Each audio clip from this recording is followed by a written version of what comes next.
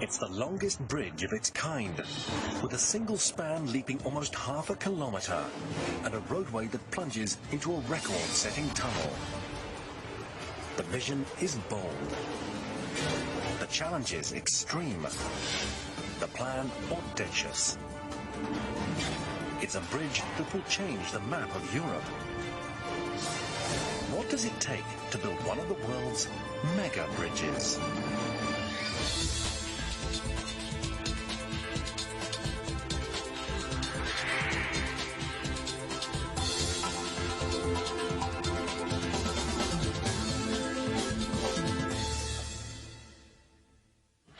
In Northern Europe, the Baltic Sea converges with the North Sea at the Øresund Strait, a 16-kilometre wide stretch of water with notoriously lousy weather that separates Denmark and Sweden.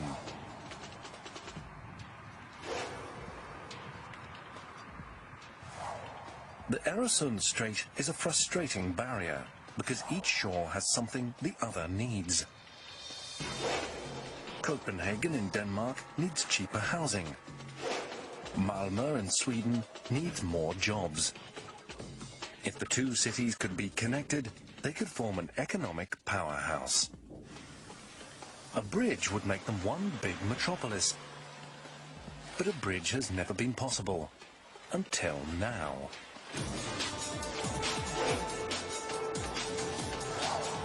The Øresund Bridge is the world's longest cable-stayed bridge. It can carry cars as well as the enormous weight of trains. 1,090 meters of road and rail dangle from 160 cables. 60 meters above the sea. The support towers soar 204 meters into the air, making the Øresund Bridge one of the tallest cement structures in Sweden.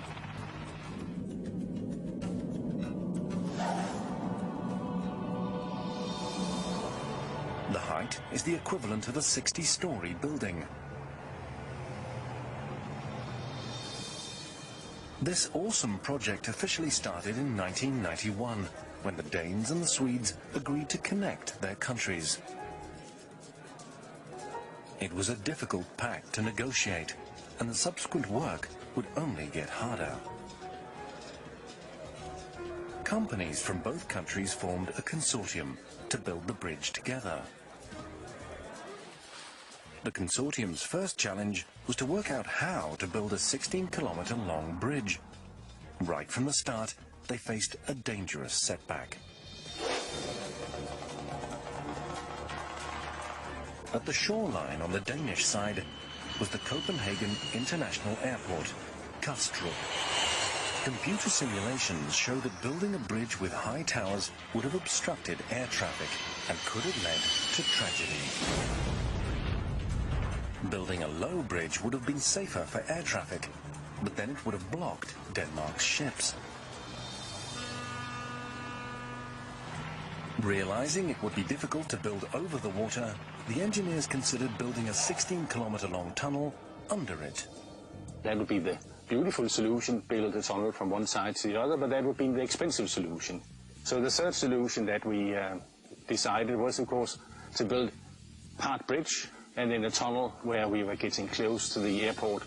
A bridge would have been easier or cheaper, but would not have been a good idea for the aeroplanes. But combining a bridge and a tunnel posed a new and serious challenge.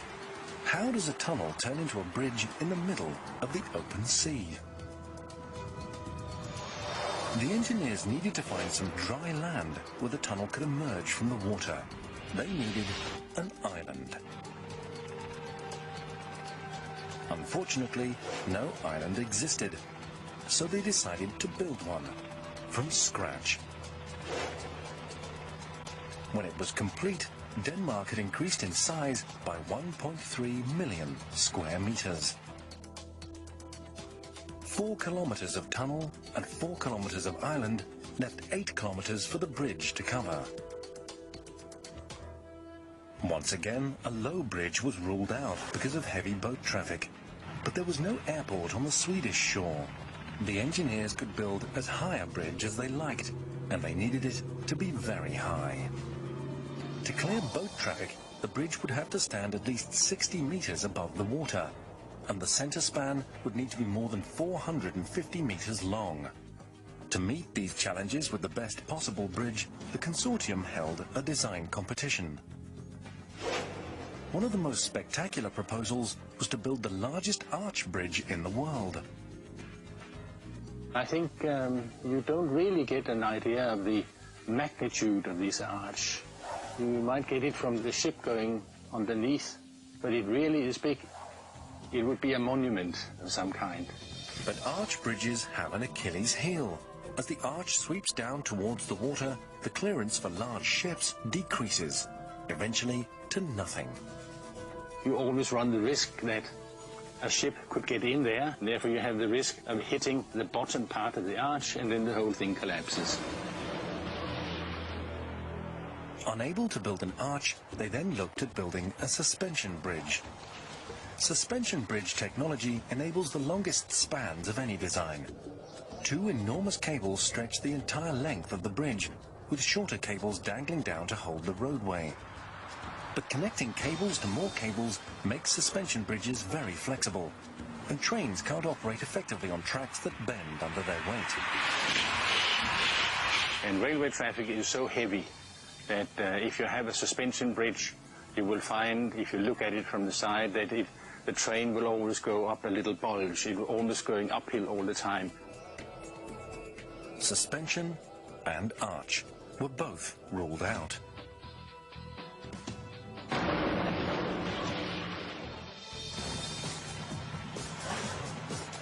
The engineers then turned to the one design that met all their criteria, a cable-stayed bridge. Its structure is rigid enough for heavy train traffic because the support cables attach directly to fixed towers. And there's a bonus. Cable-stayed bridges are cheaper to build than suspension bridges. Not having the two enormous main cables saves tons of steel.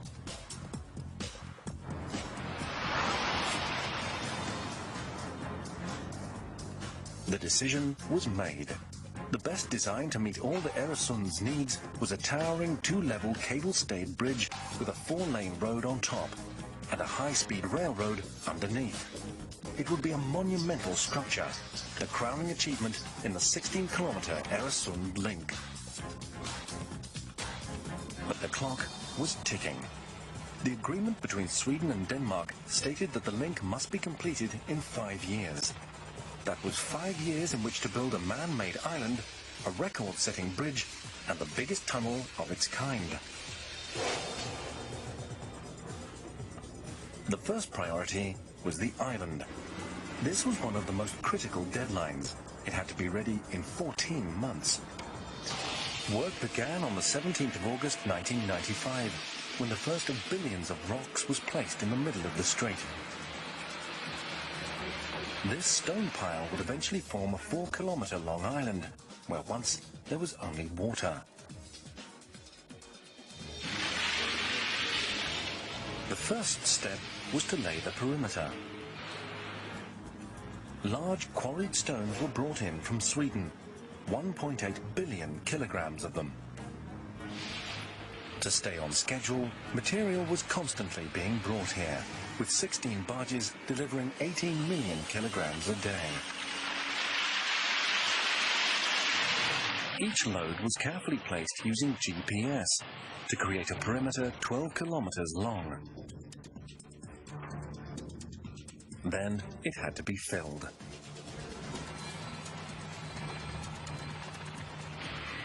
This was an enormous task, requiring millions of cubic meters of material.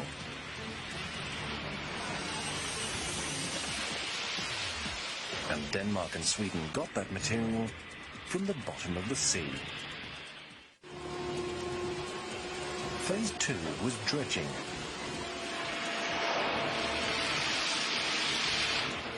Here the engineers came up with an ingenious win-win plan. Construction crews needed to dredge anyway to prepare for the bridge and tunnel. Now they had a place to put all the rubble. To stay on schedule, crews had to dredge an average of 11.5 million cubic meters every day. This job required the biggest, most powerful dipper dredger in the world, the Chicago. Its scoop bucket is big enough to hold a minivan.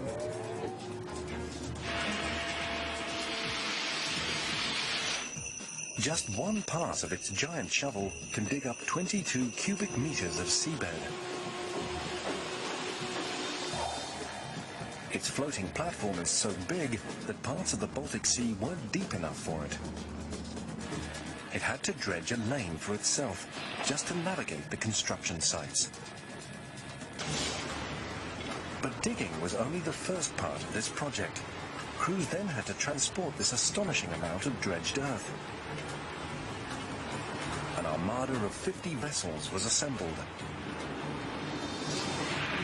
For the pilots, it was dangerous work. It took expert skill to navigate the huge loads, fighting against strong currents, extreme weather, and shallow waters. The single biggest dredging job was the trench for the submerged tunnel. 11 meters deep and 46 meters wide, for 4 kilometers. A total of 2 million cubic meters of seabed. It would have been hard enough to dredge if they were just dealing with mud and stones, but they weren't. 90% was an ultra-hard rock called Copenhagen limestone. Even the Chicago couldn't dent it. So the builders called in one of the most powerful cutter suction dredgers in the world, the caster. The caster's business end is a mega drill bit with 60 cutting teeth, each weighing over 20 kilograms. It's sometimes known as the spinning cone of death. But even with all this firepower, the Copenhagen limestone didn't surrender easily. It destroyed 200 teeth a day. 52,000 were replaced in total. The caster is more than an overgrown drill. It also acts as a vacuum cleaner. As it chipped away the limestone, it sucked up the debris. Giant pumps then forced the stones and water through 4 kilometers of pipeline, all the way to the island. The shards of limestone were so abrasive, they eroded the inside of the pipe. And moving all this rock and mud involved an additional challenge: protecting the environment. The environment is especially vulnerable in the shallow Øresund Strait. The biggest threat is from plumes of debris. Clouds like these can kill huge areas of the seagrass that feeds and shelters marine life.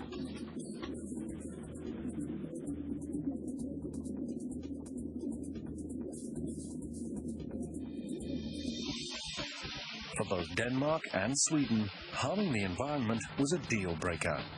They made a pact that if more than 5% of debris was spilled, all dredging must stop. A decision that would put the entire project at risk.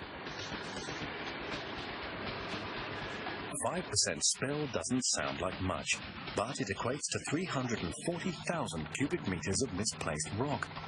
Avoiding spills required a balance of speed and caution, but the dredging workers succeeded in working within their environmental limits.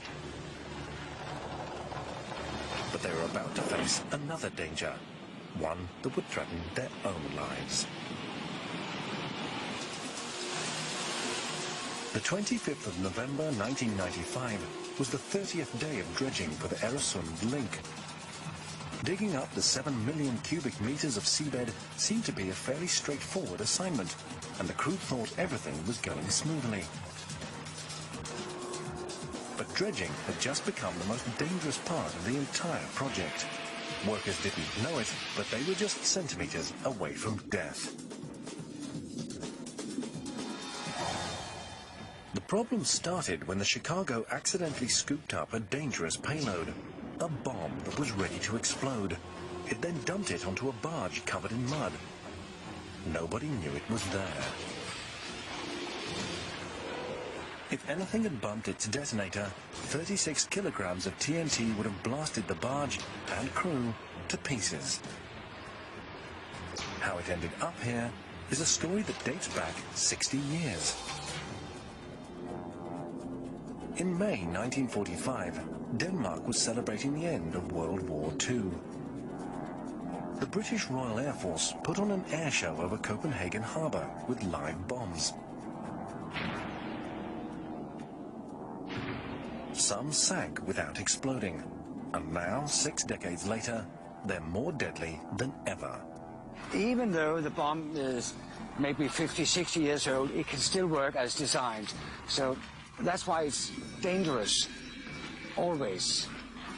If the bomb has gone through some corrosion and there has been some deterioration of the explosives, it may have become even more sensitive, and in that case, even more dangerous.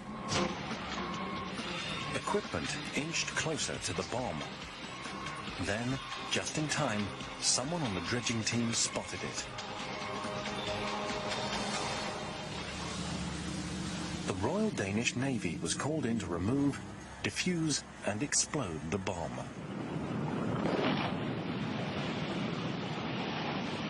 These bomb experts knew better than anyone that the outcome could have been tragic. If they hit the bomb with their dredgers or with their buckets or whatever, and it went off, somebody had been killed. It was a narrow escape for the crew and the schedule. With the bombs gone, dredging resumed. But the relief was short-lived. Soon, more bombs were discovered.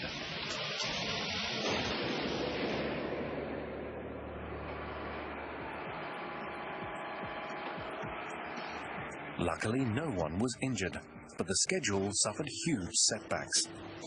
Now, no area could be dredged until it had been swept for bombs.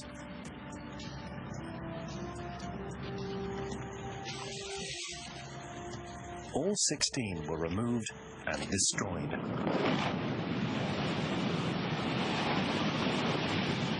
Being safe was more important than being on schedule. Long before the bombs had been discovered, and even before a dredger had dipped its first bucket, the Øresund engineers knew they faced a unique set of very difficult challenges here. The water separating Denmark from Sweden was 16 kilometers across, but the cultural gap between the nations was much larger. They were two very different countries, with different languages, currencies, and ways of doing just about everything.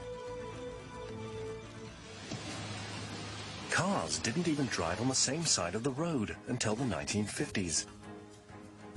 And trains still don't, passing on the right in Denmark, but on the left in Sweden. They also run on different electrical voltages and use different signals and radio frequencies. None of this had mattered before, because the countries had never been connected. But now it was a puzzle that needed to be solved before the bridge could open. Engineers needed to design a computerized Rosetta Stone so that the different train computers could communicate. They also needed to create a standardized wording so that all train operators would understand spoken instructions. And designers had to invent electrical equipment that would switch trains from 25,000 volts to 15,000 volts on the fly. The solutions were so complicated that every new train would need to be tested without passengers before it could use the Øresund link. But there was also a problem with emergencies. Firefighting equipment in one country didn't fit equipment in the other. The best solution was to put both couplings on every water hydrant. Every little detail required collaboration. The countries didn't even use the same name for the strait, The word Øresund is a mixture of the Danish and Swedish versions. While some of the team worked on a name for the link, others continued to work on how in the world to build it. The plans called for a submersible tunnel bigger than any ever made before. The first step was to construct a factory to make tunnel parts. The idea was to make the tunnel in 20 segments, then assemble them in the trench. Even the segments would break world records for size. They were 175 meters long, 38 meters wide, and 8.5 meters high, with 2 tubes for traffic, 2 for rail, and 1 for emergency escape. One enormous segment had to be created every month for 20 months. In Denmark, the tunnel construction began with 40 million kilograms of reinforced steel bars. These were bent and welded into a huge steel cage, then slid into an enormous mold. Then the massive framework was encased in more than 7.5 trillion litres of concrete. Of all the monstrously large parts of the Øresund link, the tunnel elements were by far the biggest. They were nearly the length of 2 football fields and as high as a 3-story house. A single piece weighed an astronomical 55 million kilograms.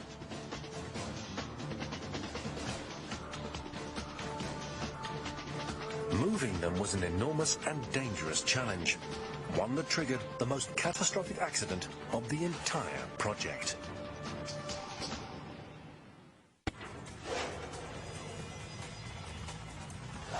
Each tunnel segment weighed more than the equivalent of 24 space shuttles. Between them, they contained enough concrete to build a pavement around the Earth twice.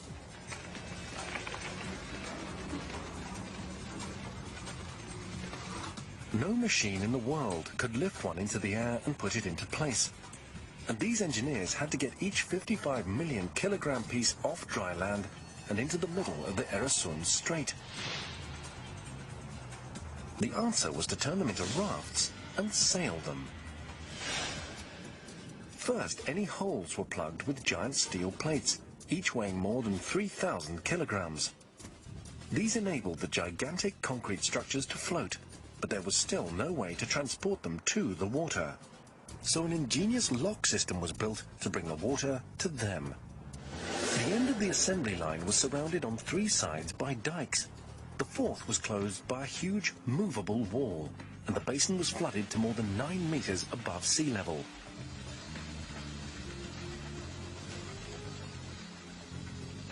It took 100 million liters of water. Even when afloat, 4 23,000 kilogram winches were required to move each segment, and 2 more winches to steer it to the deep end of the basin. When the water returned to sea level, the segment was ready to head out.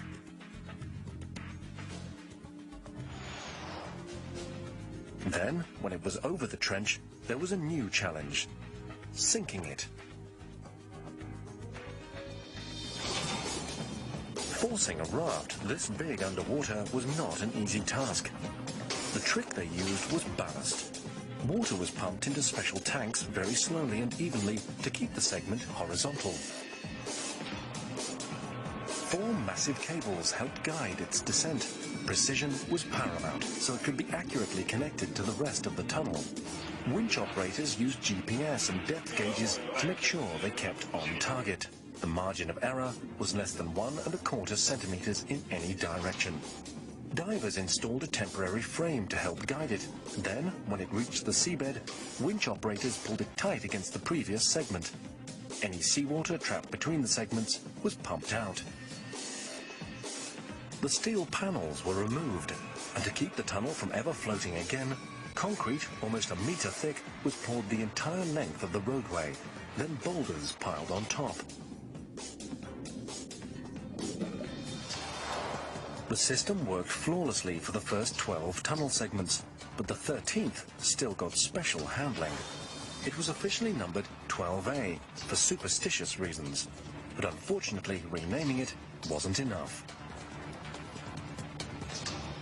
On Tuesday, the 4th of August 1998, wind and current conditions in the channel were perfect. The tow-out of the new tunnel element started uneventfully. By midday, element 12A had been guided into position.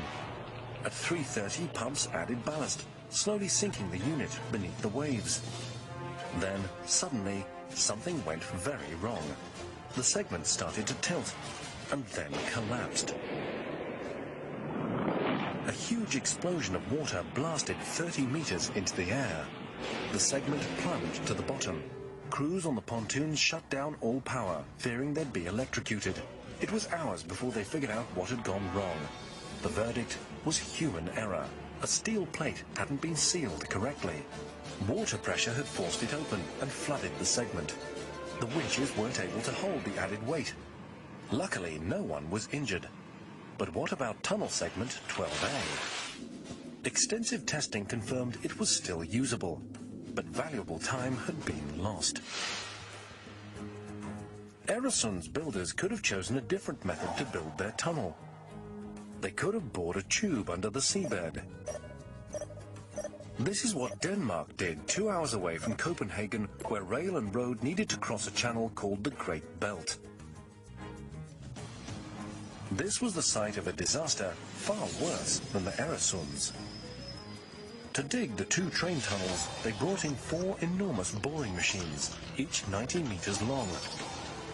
The front end is a drilling head weighing over 100 million kilograms and measuring 7 meters across. The cutting head chews up soil and boulders. An auger shuttles the ground bits to a conveyor belt, and they're eventually dumped on a small train. As each tunnel boring machine worked its way underground, it also installed pre-made wall segments, 62,000 of them. The problem with boring was that the ground could be unpredictable, and this was how disaster struck the Great Belt. A boring machine hit a water pocket. At first, water began to drip in. Then it started to pour. A special safety hatch should have contained the flood, but it had been left open. Water flooded one tunnel, crossed through the emergency tunnels, and flooded the second. It took a year to get the project back on track. The tunnel here differed from the Øresund's in another way. It went right across the channel, so heavy trains wouldn't have to use a bridge at all. This gave engineers more design options than they had at the Øresund. They were able to build a suspension bridge, and they did so in a big way. The second largest in the world, spanning nearly 2,700 meters. The towers reach up 250 meters, almost 30 meters taller than the towers on the Golden Gate Bridge in San Francisco. Unlike the Øresund, this bridge's structure depends on 2 main cables draped over the towers. These monster cables are almost a meter thick and around 3 kilometers long. The main cables are actually made up of over 18,000 wires, each thinner than a pencil. They're not twisted together, instead they're stretched next to each other and bundled. The finished cables weigh over 9.5 million kilograms each. The trick to making a suspension bridge is anchoring each end of the cable. For the Great Belt Bridge, the anchor blocks were enormous, little islands unto themselves. Each weighed more than 300 million kilograms. Cable-stayed bridges like the Øresund don't have anything like this. Anchor blocks are just used for suspension bridges. But the cable can't just be buried in the concrete. It would pull right out. The load has to be spread over a large area. So as the cable enters the anchor block, the wires branch out into smaller and smaller clusters. By the time the Great Belt cables reach concrete, their load is spread over 64 square meters. It's easy to see the cable's flexibility in the anchor block. It would take a little time to, but it will actually start to move. Now it's moving a little, 3 or 4 millimeters, but it's moving all the way from the top and down to the anchor plate. This was exactly the kind of flexibility that the Øresund bridge needed to avoid. It had to be rigid in order to carry the tremendous weight of car and rail traffic. And it needed awesome engineering if it was going to break world records. Having to build the bridge section this high and this huge created the biggest challenge of the entire Øresund project. Engineers were hurtling full speed towards the July 2000 deadline. The last stones had been placed on the artificial island. The tunnel elements had been sunk. Now it was time to build the world's longest cable-stayed bridge for car and rail. Construction began with the towers. At 60 stories, they would be by far the highest freestanding double-legged bridge towers in the world. 2 giant legs would be connected by a massive crossbeam just below the roadway. Above the deck would be open space. There were 2 reasons for this lack of crossbeam above the road. It kept the bridge design looking clean, but it was also in case of a plane crash. If this computer-animated disaster were ever to become reality, freestanding towers would help the bridge survive. Without a crossbeam above the road, the towers would be more flexible. In the event of a crash, less of the impact would be transmitted to the rest of the bridge, and it would stand a better chance of survival. The building of the towers started on land. Like the tunnel segments, the foundations were made in a dry dock. They were enormous, the base of each covering 1,500 square meters, enough land for a house, garage, and garden. Their dead weight was over 18 million kilograms. This was a lot lighter than the tunnel segments, but moving them was much trickier. They were 22 meters high. The Øresund Strait was only 7.5 meters deep, so they couldn't be floated like a raft. They had to be carried. No vessel existed that could do this, so the Øresund engineers built one.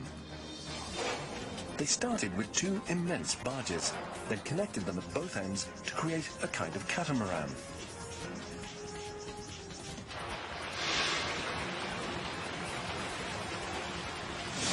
Then the dry dock was flooded, so the catamaran could sail over the foundation.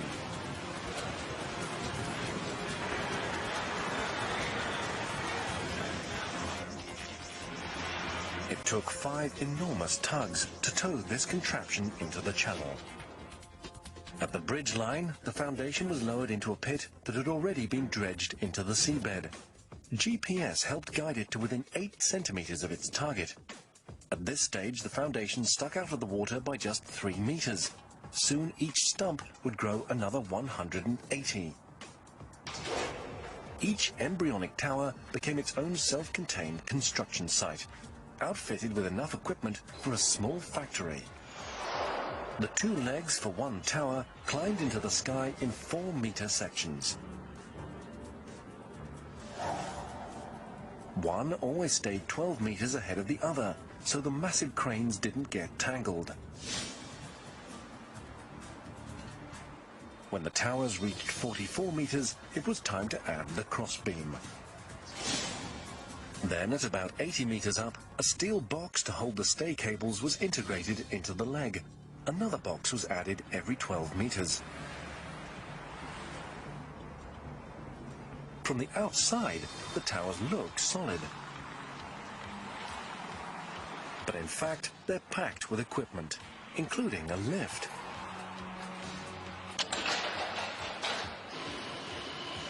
A hatch in the top of the tower reveals the penthouse view.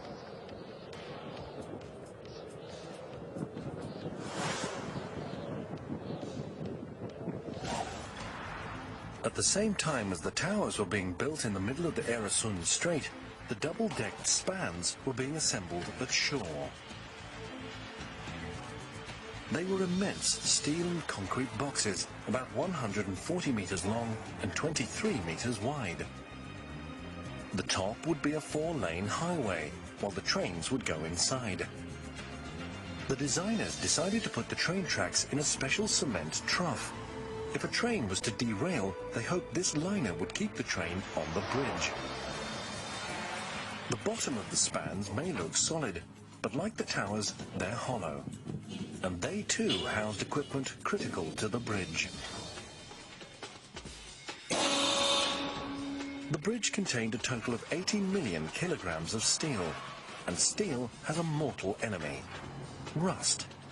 Rust could potentially destroy the bridge from the inside out. Paint can add protection, but it was not economical to paint so much surface area. So instead, the Øresund Bridge was constructed to contain a vast system of dehumidifiers. These keep the air inside below 60% relative humidity, and no moisture means no rust. Regulations required crews to inspect every part of the bridge. This was obviously a prudent measure, but a big challenge, because the underbelly of the bridge was 60 meters above water. Even on the road, workers had to be protected without interrupting car and train traffic.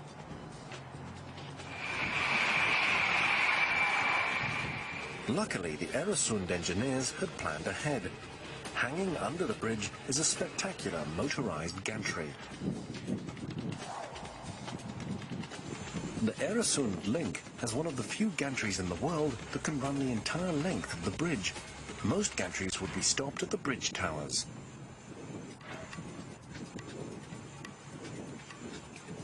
But this gantry pivots to squeeze between the supports.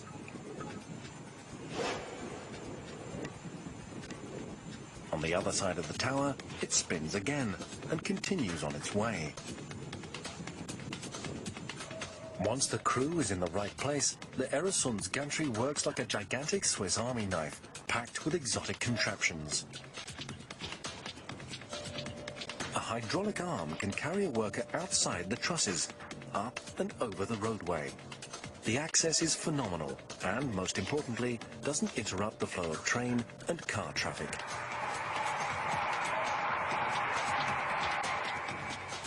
Hanging so far above the water, the arm gives access to equipment like this device, created especially for the Øresund Bridge.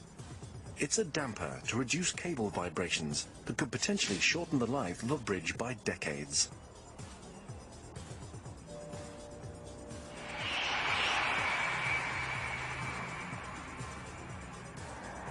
The gantry has another gadget used to inspect the towers. This hanging bucket can lower workers 60 meters, right down to the waterline, where they can check the concrete for cracks and even change the light bulbs that guide ships through the navigation channels.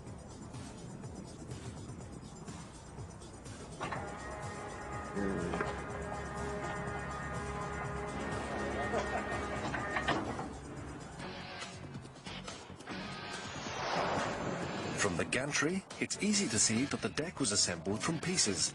It's less obvious how the pieces got here.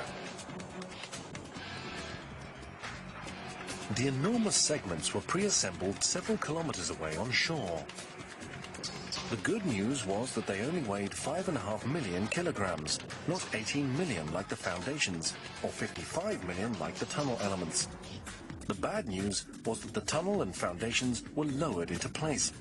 The bridge spans needed to be lifted, 60 meters up, and then held dangling in the air.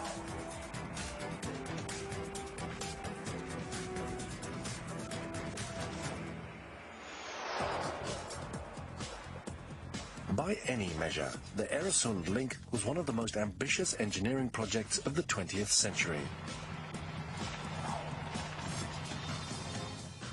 The contractors built from scratch an artificial island 9 kilometers around.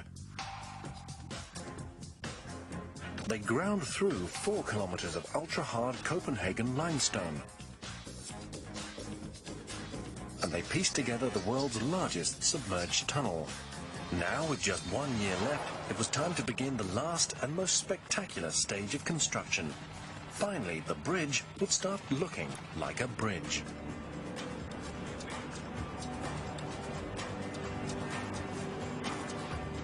All the planning and all the calculations would be put to the test as the main span was put into place. It had to be high enough for ships to pass under and strong enough to carry speeding trains and cars. No one had ever built a bridge like it. What was required was the largest floating crane on Earth, capable of lifting more than 7 million kilograms, the equivalent of 30 Boeing 737s. It was called the Swan, and this was her moment of glory. The Swan had to use 75% of her total strength to lift each span. The highest span went right next to the tower.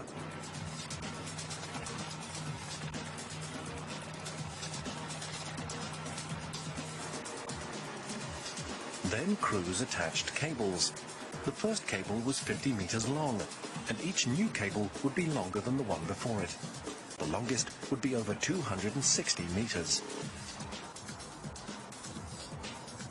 The Swan brought in another span. The roadway cantilevered further from the tower and closer to a world-size record. This was the most vulnerable time for the bridge. Temporary scaffolding helped, but the bridge wouldn't be up to full strength until all the pieces were in place. Wind and storms could be disastrous. On the 14th of August 1999, the Swan installed the final roadway span on the bridge. Denmark and Sweden were connected for the first time.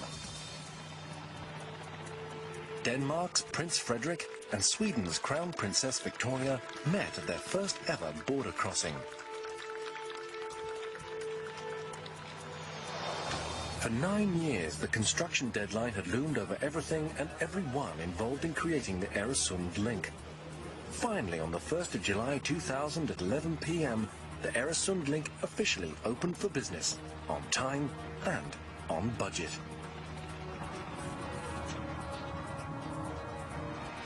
The bridge may have been open, but the challenges didn't stop there. Now it had to pay back every penny spent on it, one toll at a time. The official budget for the bridge, tunnel and island was close to $3 billion, and the expenses would never stop. There will always be maintenance. Not long after the link opened, engineers discovered a problem with the guardrails. The bolts were corroding.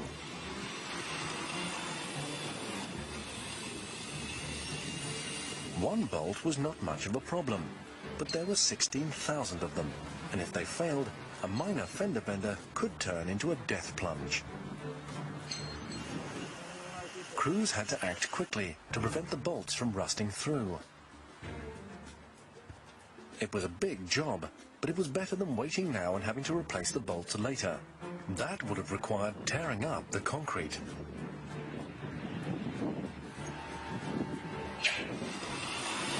Stopping the corrosion started with removing the nuts and blasting the bolts clean.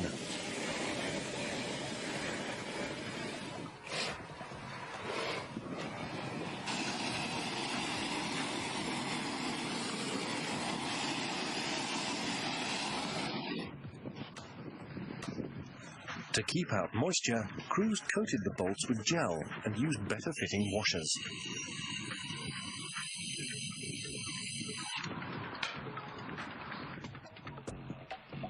Maintenance and everything else that happens on the bridge is monitored in Sweden from a building near the toll plaza. Hidden inside is a high-tech command center.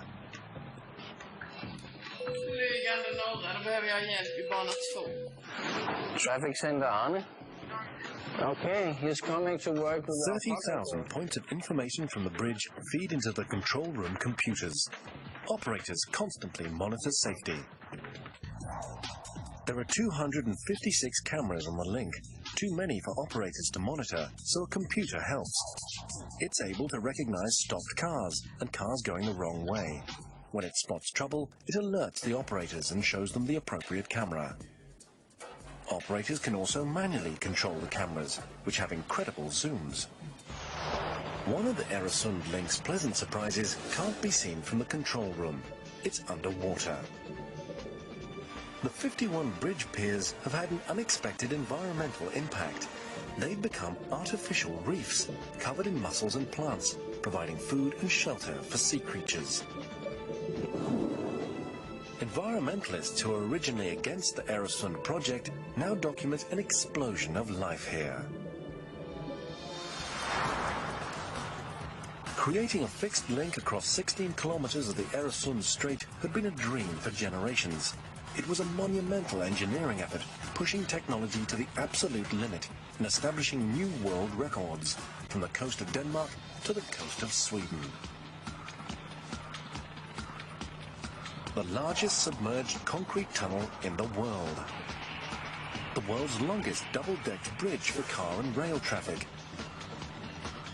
And the tallest freestanding double-legged pylons on any bridge anywhere in the world. In its first 5 years of operation, more than 44 million people crossed the Øresund link, going to new jobs, to new homes, or just exploring. The Øresund link changed the map of Europe, successfully bringing 2 cities, 2 countries, and an entire continent closer together. It stands as one of the world's mega bridges.